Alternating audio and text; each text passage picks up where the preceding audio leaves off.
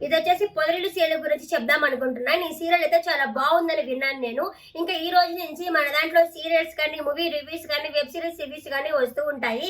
ఇకపోతే అది ఒక పొదరిల్లు సీరియల్ ఒక ఫ్యామిలీ సీరియల్ అంటే చాలా బాగుందని విన్నాను. ఇది తమిళ్ వచ్చేసి అయ్యనార్ తునై నుంచి రీమేక్ అయితే చేయడం జరిగింది. సేమ్ టు సేమ్ బాలు లాగే ఉన్నాడు. అబ్బా, బాలుని పెట్టినట్టు అనిపించింది. ఒక మనుషులు పోలిన మనుషులు చాలా మంది ఉంటారు కదా, మన కళ్ళ ముందు 2 బాలులు కనిపిస్తా ఉన్నారు. ఇకపోతే ఈ సీరియల్ విషయానికి వస్తే, ఆ సీరియల్లో వచ్చేసి ఒక చిన్న ఫ్యామిలీ, ఒక అన్న, 4 తమ్ముళ్ళు ఉంటారు, అలాగే వాళ్ళ నాన్న ఉంటారు. వాళ్ళ ఇంట్లో ఎవరు ఆడవాళ్ళు ఎవరు ఉండరు.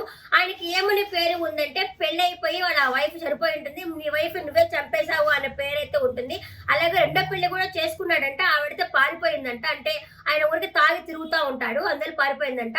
ఆ 4 పిల్లలు ఖాళీగా, అంటే 4 పిల్లలు చూసుకోవడానికి ఎవరూ లేక పెద్దన్నే ఒక 20 ఇయర్స్ అట్లా ఉంటాయి. ఆ అన్న ఈ పిల్లల్ని చూసుకోవాలన్నమాట.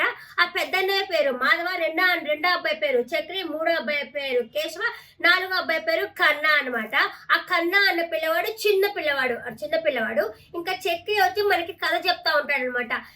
నా పేరు, మా ఇల్లు బృందావనము, కానీ పేరుకి మాత్రమే బృందావనము అని చెప్పేసి తన స్టోరీ అయితే చెప్తా ఉంటాడు. ఇంకా స్టోరీలోకి వెళ్తే, వాళ్ళ ఇంట్లో ఆడదిక్కు అనేది ఎవరు ఉండరు. ఆ ఉండకపోవటం వల్ల ఆ పెద్ద అబ్బాయి మాధవని ఈ 2 పిల్లలకు అన్నం వండి చేసి, ఆ 3వ అబ్బాయికి ముడి కడుక్కొని అన్ని చేసుకోవాలన్నమాట ఆ అబ్బాయి. ఇంకా ఆ విధంగా చూస్తున్న పక్షంలో వాళ్ళ ఇంటికి ఒక ఫంక్షన్కి వెళ్ళాలి అనుకుంటారు. ఆ ఫంక్షన్ కూడా ఎవరిదో కాదు, వాళ్ళ నాన్న వాళ్ళ చెల్లిది, అంటే మేనత్త వాళ్ళ చెల్లెల కూతురు పెద్ద మనిషి అయి ఉంటుంది.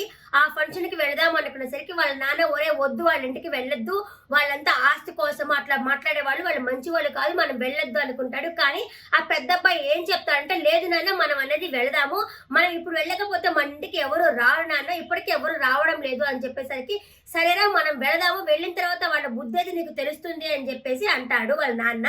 ఇంకా అక్కడికి వెళ్తారనమాట. వెళ్ళేసరికి వాళ్ళ చెల్లెలు వచ్చేసి, నీకు ఒక పాత ఇల్లు ఉంది కదా, ఆ ఇల్లు మా పేరున ఇచ్చేస్తే మేము వచ్చేసి నా కూతురు పెళ్లి చేసుకుంటాను, నేను నా కూతురు ఒక 6 ఏళ్లలో ఇంకా పెళ్లి చేయాల్సి వస్తుంది అనేసి వాళ్ళ చెల్లెలు అయితే అంటుంది. కానీ అప్పటికే వాళ్ళ నాన్నగారు అన్ని ఆస్తిని పంచేసి ఉంటారనమాట.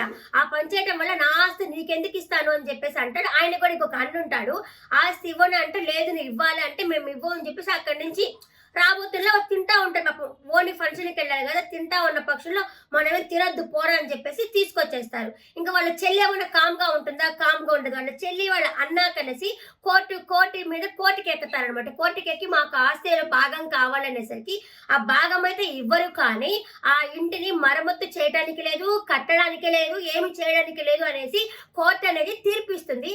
ఆ తీర్పు ఇచ్చినప్పుడు ఇంకా దానికి బాగు చేయడానికి కూడా ఏమీ లేదు, రెంట్కి ఇవ్వడానికి లేదు, ఉంటే వీళ్ళే ఉండాలా, అందుకని వీళ్ళే ఉండాల్సి వస్తుంది కాబట్టి వాళ్ళే అక్కడ ఉంటారు. ఇంకా వాళ్ళ చెల్లెలు కూడా పోతా చూసావా, ఇదిగో తీసుకో, కోర్టు నోటీస్ తీసుకో అని చెప్పి వచ్చి మొహాన పడేస్తే, నీకు చదువుకోవడం రాదు కదా, నేనే చదివినిపిస్తాను చూడు, నువ్వు నీ ఇంటికి ఎవరు ఒక్క ఆడపిల్ల కూడా నీ ఇంటికి రాదు, ఇదే శాపం అని చెప్పేసి శాపం అయితే ఇస్తుంది. అప్పటి నుంచి పాపం ఆమె శాపం పలిచిందో ఏమో కానీ వాళ్ళకి పెళ్ళి అయితే కాలేదు. పెద్దన్నయ్య కూడా పెళ్లి కావాలనేసరికి వచ్చిన సంబంధం అయితే పోతా ఉంటుంది అనిపిస్తుంది. ఇక వాళ్ళ చెల్లి ఏమడుతుందంటే, నీ భార్య నువ్వే చంపేశావు, అలాగే రెండో ఆవిడ వస్తుంది, రెండో ఆవిడ కూడా నీ దానికి భయపడి పారిపోయింది అని అయితే అనిపిస్తుంది అని అంటుంది. అంటే ఆ రెండో ఆమె బిడ్డే కావాలి ఈ కన్న, అంటే ఈ బుడ్డబాబు. ఆ పెద్ద అబ్బాయి పిల్లలు మాత్రం ఆ 3 పిల్లలే నేను అనుకుంటా. అండ్ ఇంకా స్టోరీ ఎపిసోడ్ ఫస్టే కాబట్టి తర్వాత మనకి ఏ విషయాలు అనేది తెలుస్తుంది. ఇప్పుడు అందరినీ ఇంట్రడ్యూస్ చేస్తా ఉన్నారు కదా, ఆ ఇంట్రడ్యూస్ ఎలా చేస్తా ఉన్నారు అని అంటుంది. అనేసరికి ఇంకా బాలులాగా చక్రి, ఆ రెండో అబ్బాయి కారు డ్రైవ్ చేసుకుంటా ఉంటాడు. ఆ కారులో ఆడవాళ్ళకి 50% డిస్కౌంట్ అంట, అంటే పెళ్లిగా ఆడవాళ్ళు ఎవరెక్కినా 50% డిస్కౌంట్ అని చెప్పి కారు నడుపుతా ఉంటాడు. అలాగే ఒక అమ్మాయి ఎక్కుతుంది. ఆ అమ్మాయిని అడుగుతాడు, నీకు ఆ పెళ్ళి అయిందంటే, నాకు పెళ్ళైంది, ఇదే మా హస్బెండ్ అని చెప్పి చూపిస్తుంది.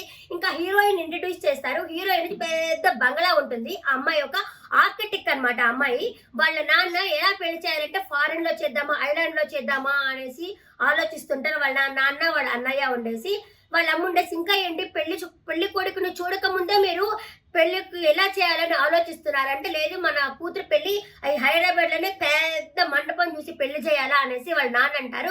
అంటే దీంట్లో మనకేమి చూపిస్తున్నారంటే, పెళ్లి కూతురు వాళ్ళ బాగా డబ్బున్న వాళ్ళు అని మనకైతే చూపిస్తున్నారు. ఇంకా రెండో ఎపిసోడ్ లో మళ్ళీ కలుస్తాను. Bye bye.